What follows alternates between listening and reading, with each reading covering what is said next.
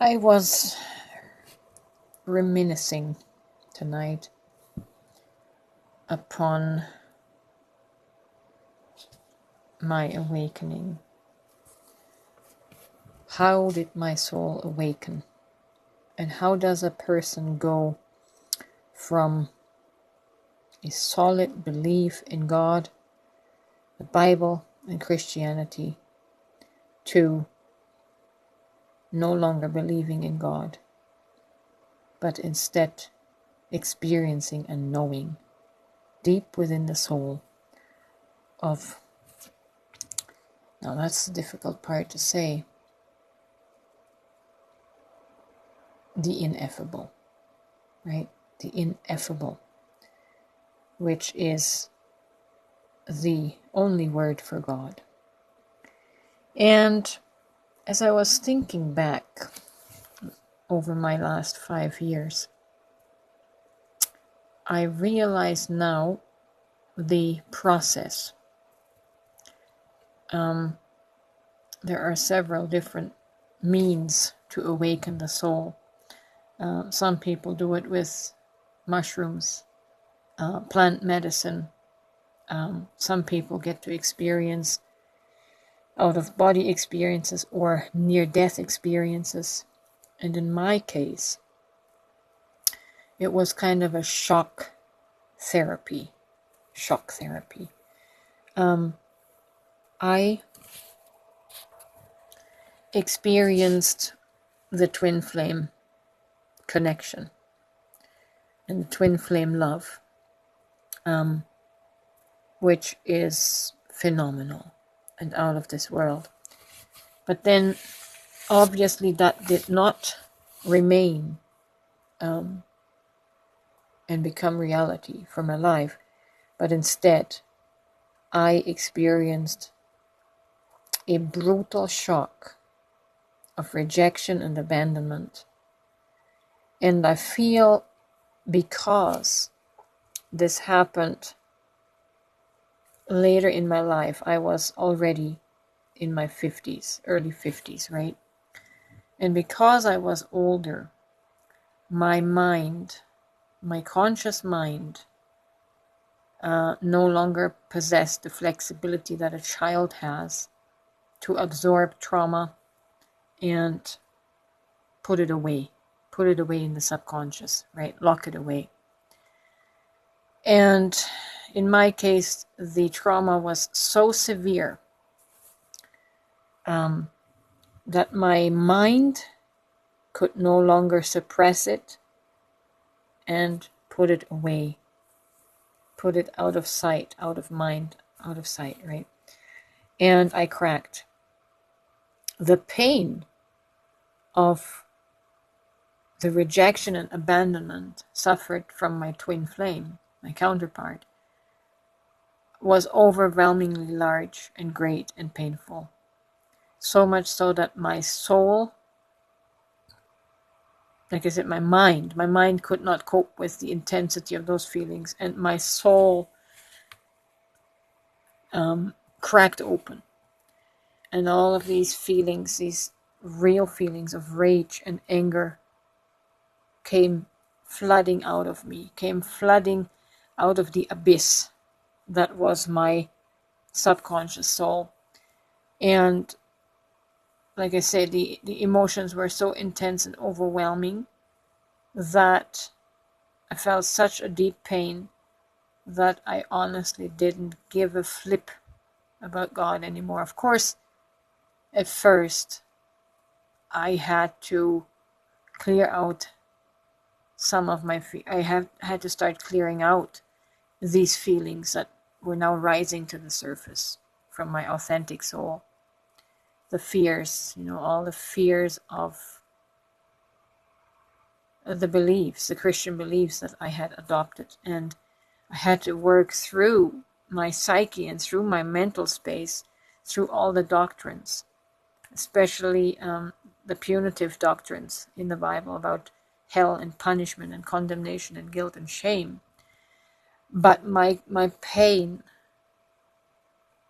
of being rejected from such deep, deep love it was so excruciating that my mind couldn't shut my soul up anymore, and my soul was screaming.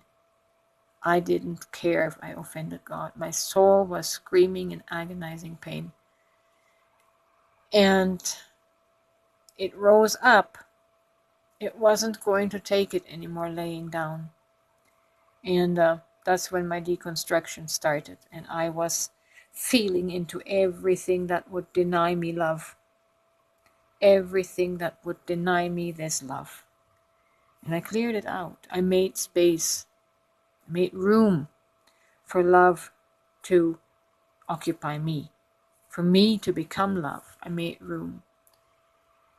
And of course, the biblical belief about God went out the window. And as I was healing, as I was doing the shadow work, as I was feeling these intense emotions and feelings, and allowing them, allowing my soul the expression, the authentic expression, in accepting myself and loving myself, I actually healed those shadows. And as I was healing on the inside, the capacity to receive greater and higher transformational insights grew. It was like I was turning the dial on the radio to different radio stations, different frequencies, and new information would flood in, flushing out old beliefs. New information would come in, new consciousness would come in, flushing out the old.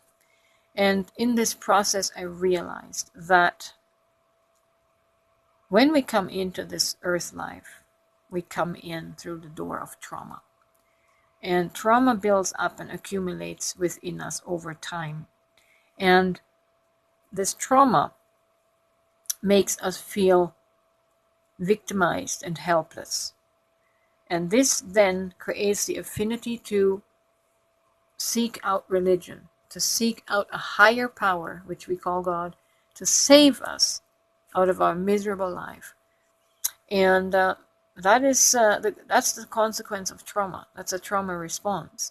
When we're so broken, we need somebody to put us back together. And that somebody in our mental imagination is what we call God. And so a traumatized person very much needs religion, faith, belief, and spirituality to cope in life, to cope with their victim mentality and the energy that attracts and generates, right? So it's a very low frequency state of being. It's one could almost call it the hellish state of being. But as I was, like I say, healing and changing the dial, tuning the dial to different frequencies,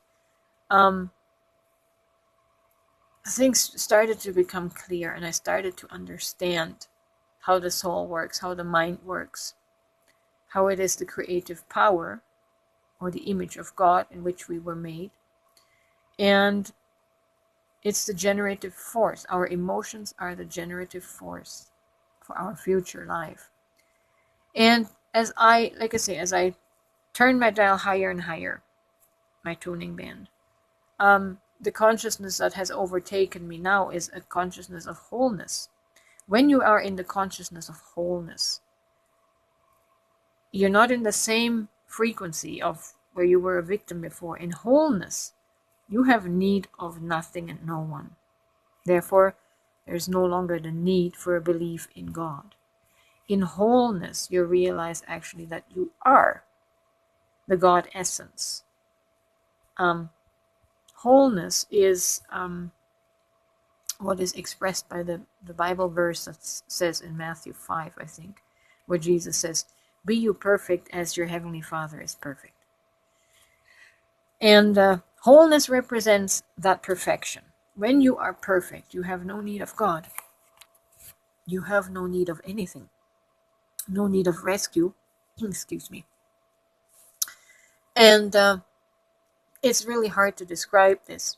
You must experience this vibrationally and frequentially in your consciousness to understand what I mean. Oh, excuse me. Oh. I think that's the vibrations. Yeah, so that was the journey from being a devoted follower and believer in God to no longer believing in God, but knowing and realizing that you actually are that. You are the perfection that is God, and that is in your wholeness, your oneness. And yeah, so that's why no longer God as a separate being no longer is needed. Everything is within me, and everything is me, and God is me, and God is all, and God is everything.